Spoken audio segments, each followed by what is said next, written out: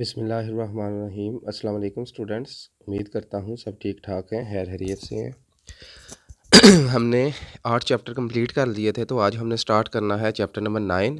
ठीक, chapter number 9 का नाम है सॉल्यूशंस, और according to your reduce syllabus आज का जो हमारा पहला टॉपिक बनता है that is ideal and non ideal solutions. तो टॉपिक डिस्कस करने से पहले हमें फ़र्स्ट ऑफ ऑल सॉल्यूशन की डेफिनेशन का पता होना चाहिए। तो सॉल्यूशन किसे कहते हैं? होमोजीनियस मिक्सचर ऑफ टू और मोर देन टू कंपोनेंट्स, यानी अगर दो या दो से ज़्यादा कंपोनेंट्स होमोजिनाइज हुए हों। होमोजिनाइज मीन जिनकी कंपोजिशन थ्रू आउट सेम हो। ठीक है, अगर फॉर एग्जांपल आपके पास एक कंटेनर है, तो कंटेनर के टॉप से सैंपल चेक करें, कंटेनर के मिडल से, बॉटम से, अगर उसकी कंपोजिशन 100% सेम टू सेम हो तो हम उसे बोलते हैं कि इट इज़ होमोजीनियस मिक्सचर। तो दो या दो से ज़्यादा कंपोनेंट्स का जो होमोजीनियस मिक्सचर होता है उसे हम सॉल्यूशन कहते हैं। नेक्स्ट चीज़, अगर हम सॉल्यूशन की बात करें तो सॉल्यूशन के टोटल दो कंपोनेंट्स होते हैं। एक को हम बोलते हैं सोल्यूट और दूसरे को हम बोलते हैं सॉल्वेंट्स। ठीक हो गया। वो कंपोनेंट ऑफ सॉल्यूशन जो क्वांटिटी में थोड़ा होता है, क्वांटिटी में जो लेस होता है, उसे हम बोलते हैं सोल्यूट। और वो कंपोनेंट जो सॉल्यूशन के अंदर ज़्यादा क्वांटिटी में होता है उसे हम बोलते हैं सॉल्वेंट। लास्ट बात आपने ये याद रखनी है, मैंने बोला था जो सॉल्यूशन होता है उसमें दो से ज़्यादा कंपोनेंट भी हो सकते हैं, तो आपने याद ये रखना है कि उसमें जो सॉल्वेंट होता है वो हमेशा एक ही होता है। अगर दो से ज़्यादा कंपोनेंट्स होंगे तो एक सॉल्वेंट होगा, और जो हमारे पास रिमेनिंग कंपोनेंट्स होंगे वो सारे सोल्यूट्स कहलाएंगे।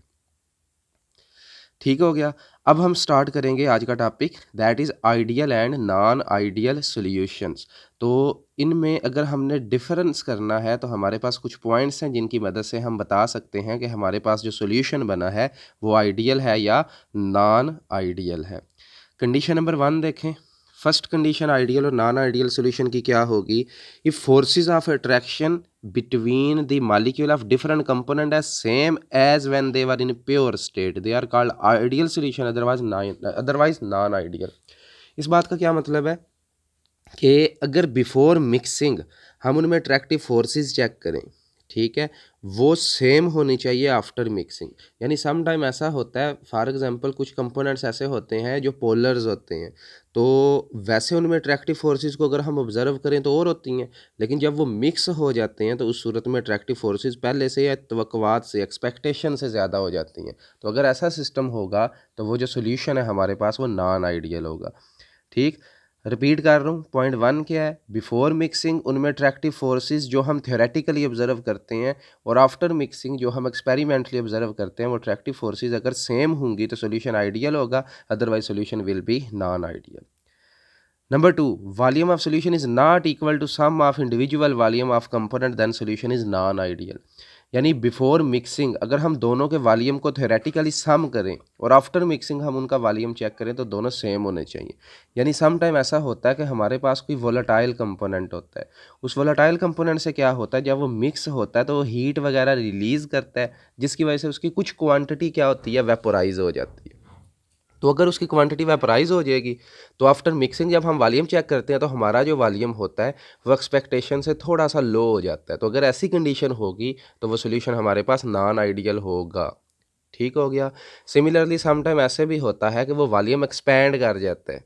इस सूरत में क्या होता है, बिफोर मिक्सिंग हम वॉल्यूम का सम करें, आफ्टर मिक्सिंग जब हम वॉल्यूम का सम करें तो वो इक्वल नहीं आते, तो इस सूरत में भी जो हमारा सोल्यूशन है वो नॉन आइडियल होगा।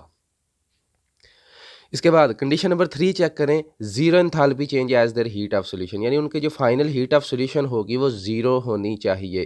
यानी बिफोर मिक्सिंग आफ्टर मिक्सिंग उसमें कोई हीट चेंज ऑब्जर्व ना हो, तो उस सूरत में भी वो सॉल्यूशन आइडियल होगा, अदरवाइज नॉन आइडियल। और सबसे बेस्ट मेथड अगर आपने ये चेक करना है कि सॉल्यूशन आइडियल है या नॉन आइडियल है तो दैट इज़ राउट्स लॉ। और आज का हमारा जो बेसिक टॉपिक है वो है भी राउट्स लॉ पे ही।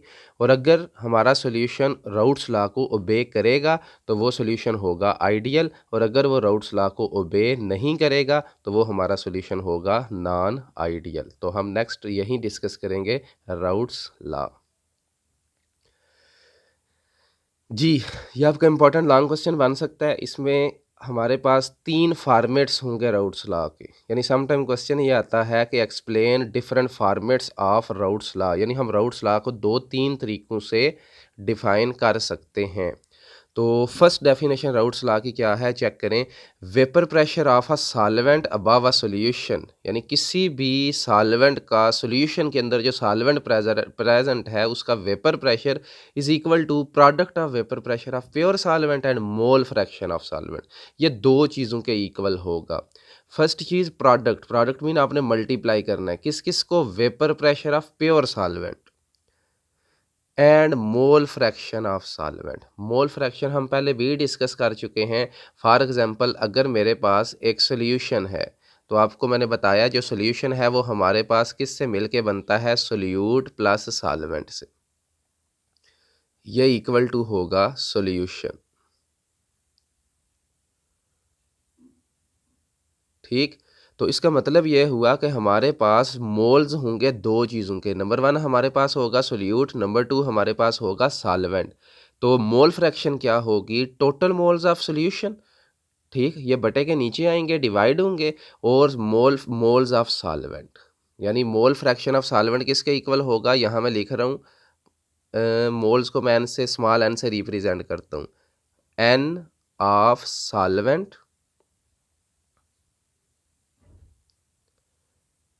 Divided by moles of solution. तो ये हमारे पास बन गया मोल फ्रैक्शन ऑफ सॉल्वेंट।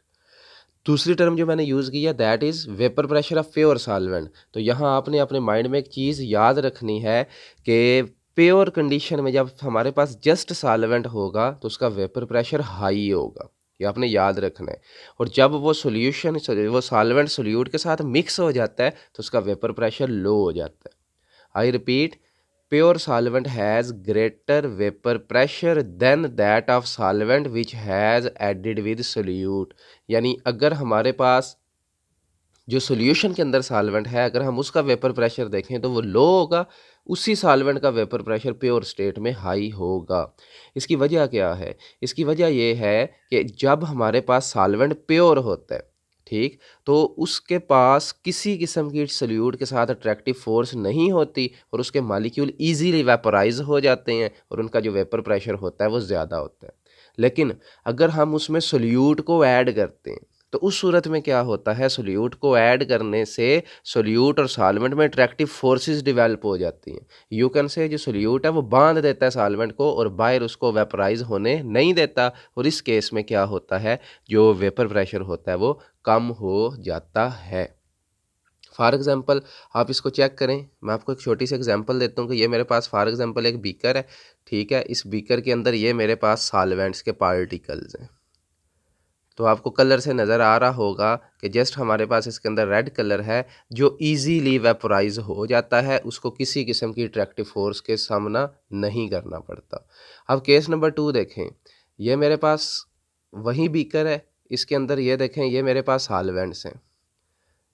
मैं इसको सॉल्यूशन में कन्वर्ट करता हूँ। सॉल्यूशन में कैसे कन्वर्ट करूँगा, जब उसमें सोल्यूट ऐड हो जाएगा। तो अब ये देखें ब्लू पार्टिकल जो सोल्यूट के हैं, अब ये ब्लू पार्टिकल क्या करेंगे, ये रेड के साथ अट्रैक्टिव फोर्सेस डेवलप करेंगे तभी सॉल्यूशन बनेगा। इस सूरत में क्या होगा, हमारे पास जो सॉल्वेंट के पार्टिकल है वो बंध जाते हैं और इतनी आसानी से वेपराइज नहीं होते। ठीक हो गया।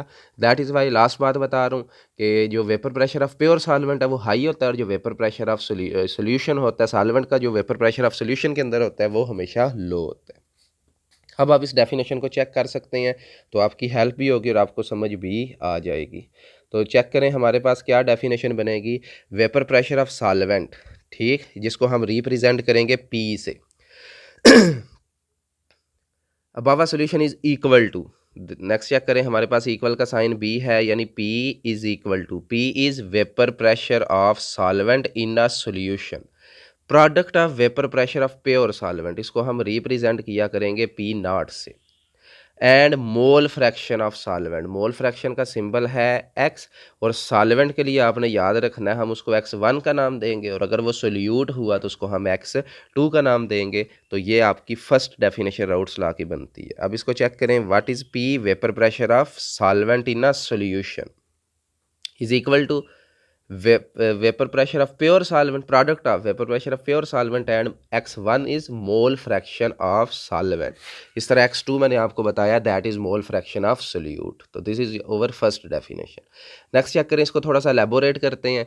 जी, यहाँ यही लिखा हुआ है P is the vapour pressure of solvent in solution, P not is the vapour pressure of pure solvent and X1 is the mole fraction of solvent.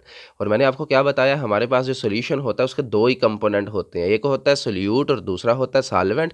तो सॉल्वेंट की अभी हमने मोल फ्रैक्शन की बात की, X1 होती है, और जो सोल्यूट की मोल फ्रैक्शन है वो X2 होती है। और याद रखें हमने पढ़ा हुआ है sum of mole fraction of all component always equal to 1, तो यहाँ हम ये लगाएंगे।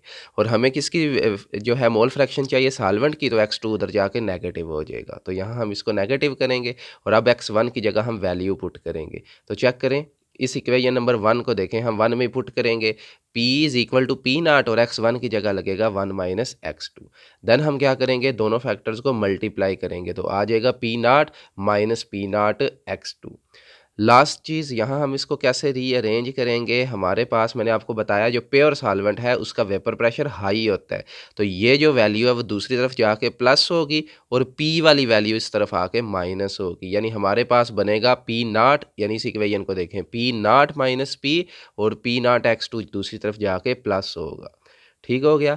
और इसके बाद अगर हम चेक करें तो ये हमारे पास डेल्टा पी किसके इक्वल होगा, जी ये भी याद रखना है, delta P is equal to vapour pressure of pure solvent minus vapour pressure of solvent in a solution.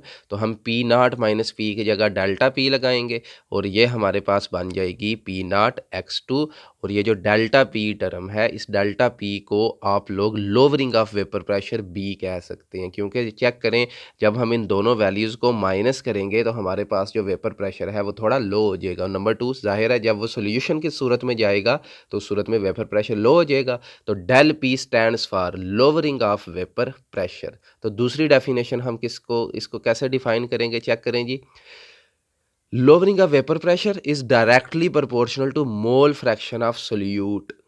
ठीक, यानी इसको आप ऐसे, इस इक्वेशन को आप ऐसे भी लिख सकते हैं, लोअरिंग का vapour pressure is directly proportional to X2, और जो P नॉट है ज़ाहिर है वो वेपर प्रेशर है, प्योर सॉल्वेंट है तो वो कांस्टेंट वैल्यू होती है, तो लोअरिंग का vapour pressure is directly proportional to mole fraction of solute. तो ये भी हमारे पास इसकी डेफिनेशन हो सकती है। थर्ड और लास्ट डेफिनेशन हमारे पास राउट्स लॉ की क्या होगी, यह हमारे पास जो vapour pressure of pure solvent है इधर मल्टीप्लाई हो रहा है, हम इसको दूसरी तरफ आकर डिवाइड करेंगे, तो ये इक्वेशन नंबर 3 हमारे पास राउट्स लॉ की अनदर डेफिनेशन होगी। और इसको हम बोलते क्या हैं, del P over P not को बोलते हैं relative lowering of vapour pressure, यानी ये रेशियो है ना, तो दैट इज़ वाई हम इसको बोलेंगे relative lowering of vapour pressure is equal to mole fraction of solute. तो this is the third definition of Raoult's law. Repeat कर रहा हूँ, del P over P naught क्या है, relative lowering of vapour pressure, और X2 क्या है, मोल fraction of solute. तो ये चेक करें हमारे पास next definition, del P over P naught is called relative lowering of vapor pressure. It is more important than actual lowering of vapor pressure. Equation 3 give us another definition of Raoult's law, और वो definition क्या है, the relative lowering of vapor pressure is equal to mole fraction of solute। ठीक हो गया। Last चीज़ कि ये जो relative lowering of vapour pressure है, ये इसके कुछ फैक्टर्स हैं जो आपने नोट करने हैं, इंडिपेंडेंट ऑफ टेम्परेचर, यानी टेम्परेचर चेंज होने से relative lowering of vapour pressure पे कोई फ़र्क नहीं पड़ता। Depend upon the concentration of solute, यानी जितना ज़्यादा, मैंने आपको बताया था अगर मेरे पास प्योर सॉल्वेंट है उसका वेपर प्रेशर हाई है, अगर उसमें मैं सोल्यूट ऐड करता हूँ उसका वेपर प्रेशर लो होता है। कितना लो होता है डिपेंड करता है सोल्यूट की कंसंट्रेशन पे, जितनी ज़्यादा सोल्यूट की कंसंट्रेशन बढ़ाते जाएंगे उतने ज़्यादा सॉल्वेंट के मालिक्यूल ट्रैप होते जाएंगे सोल्यूट के साथ या अट्रैक्ट होते जाएंगे सोल्यूट के साथ, और उतना कम जो है वो वेपर प्रेशर होता जाएगा। और last, relative lowering of vapour pressure की वैल्यू कांस्टेंट होगी अगर आप सोल्यूट इक्वी मोलर लेते हैं, इक्वी मोल मालिक्यूलर प्रोपोर्शन में लेते हैं, यानी इक्वल अमाउंट में लेते हैं, यानी सेम सॉल्वेंट के अंदर, तो देन हमारे पास इसकी वैल्यू कांस्टेंट आएगी। ठीक हो गया। लास्ट दफ़ा बता रहा हूँ, relative lowering of vapour pressure के आगे 3 पॉइंट्स याद रखने हैं। पहला, टेम्परेचर पर इसका कोई फ़र्क नहीं पड़ता।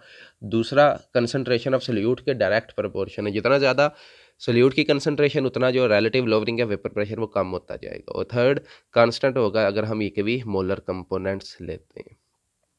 ठीक हो गया। तो अब हम राउट्स लॉ की हेल्प से एक छोटा सा न्यूमेरिकल करेंगे, फिर नेक्स्ट हम अगला टॉपिक करेंगे। चेक करें जी, पहली बात, vapour pressure of water at 30 degree Celsius is 28.4। तो this is vapour pressure of water, water आपको पता है सॉल्वेंट है, इट मीन 28.4 टार जो है ये vapour pressure of pure solvent है, तो आप इसको कह सकते हैं this is the value of P not. आपने क्या करना है, calculate the vapour pressure of solution containing यानी आपने vapour pressure of solution find करना है, यानी सॉल्वेंट का जो वेपर प्रेशर है पी फाइंड करना है। 70 ग्राम ऑफ कैन शुगर, यानी शुगर कैन का जो मैस है, यानी ये हमारे पास सोल्यूट का मैस है, ठीक। 1000 ग्राम ऑफ वाटर, ये हमारे पास सॉल्वेंट का मैस है। तो हम क्या करेंगे, सोल्यूट के मैस को मोल में कन्वर्ट करेंगे, सॉल्वेंट के मैस को मोल में कन्वर्ट करेंगे, देन मोल फ्रैक्शन फाइंड करेंगे। अगर हमारे पास मोल फ्रैक्शन फाइंड हो गई तो हम रिलेटिव लोअरिंग का वेपर प्रेशर फाइंड कर सकते हैं। यानी फर्स्ट ऑफ ऑल हम क्या करेंगे, मोल्स में वैल्यूज़ कन्वर्ट करेंगे। चेक करें जी, शुगर कैन का जो मैस है वो 70 ग्राम, मोलर मैस 342 ग्राम। तो हम इसके फर्स्ट ऑफ ऑल क्या फाइंड करेंगे, मोल्स। तो this is the moles of solute. अब हम सॉल्वेंट की बात करते हैं, तो वाटर का जो मैस है वो 1000 है, मोलर मैस 18 है, डिवाइड किया तो इसके पास हमारे पास आ गए मोल्स 55.49। इन दोनों को ऐड करेंगे तो हमारे पास टोटल मोल आएंगे। तो अब हम मोल fraction of solute that is x2, मैंने आपको बताई थी, हम वो फाइंड करेंगे, ये वैल्यू आ गई। फिर मोल फ्रैक्शन ऑफ वाटर हम यानी सॉल्वेंट का फाइंड करेंगे, तो ये हमारे पास आ गई इसकी मोल फ्रैक्शन, ठीक हो गया। इसके बाद प्योर स्टेट में मैं आपको वेपर प्रेशर यानी पी नाट की ये वैल्यू बता चुका हूँ। शुरू में पी नाट की जो हमारे पास वैल्यू है वो कितनी है, 28.4। तो अब हम राउट्स लॉ का फार्मूला अप्लाई करेंगे। चेक करें जी, vapour pressure of solvent in solution is equal to vapour pressure of pure solvent and multiply mole fraction of solute. तो ये दो वैल्यूज़ पुट करेंगे तो हमारे पास फर्स्ट पोर्शन आ जाएगा। तो वेपर प्रेशर ऑफ सोल्यूशन हमारे पास टोटल आ जाएगा 28.29। अगर हमने लोवरिंग का वेपर प्रेशर फाइंड करना है तो आपको बता चुका हूँ, जो लोवरिंग का वेपर प्रेशर है वो डायरेक्टली प्रोपोर्शनल होता है मोल फ्रैक्शन ऑफ सोल्यूट के। तो हमारे पास जो मोल फ्रैक्शन सोल्यूट की आएगी हम इसको इसके इक्वल कर लेंगे। या लोवरिंग का वेपर प्रेशर का मैंने एक और फार्मूला भी बताया था कि del P is equal to P not minus P. तो पी नाट माइनस पी की हम वैल्यू करेंगे तो 0.01 आ जाएगा, ठीक हो गया। तो ये न्यूमेरिकल भी आप लोगों ने डिस्कस करना है। तो आज के लिए इतना ही, बाकी इंशाल्लाह हम नेक्स्ट लेक्चर में डिस्कस करेंगे। तब तक के लिए अल्लाह हाफिज़, थैंक यू वेरी मच।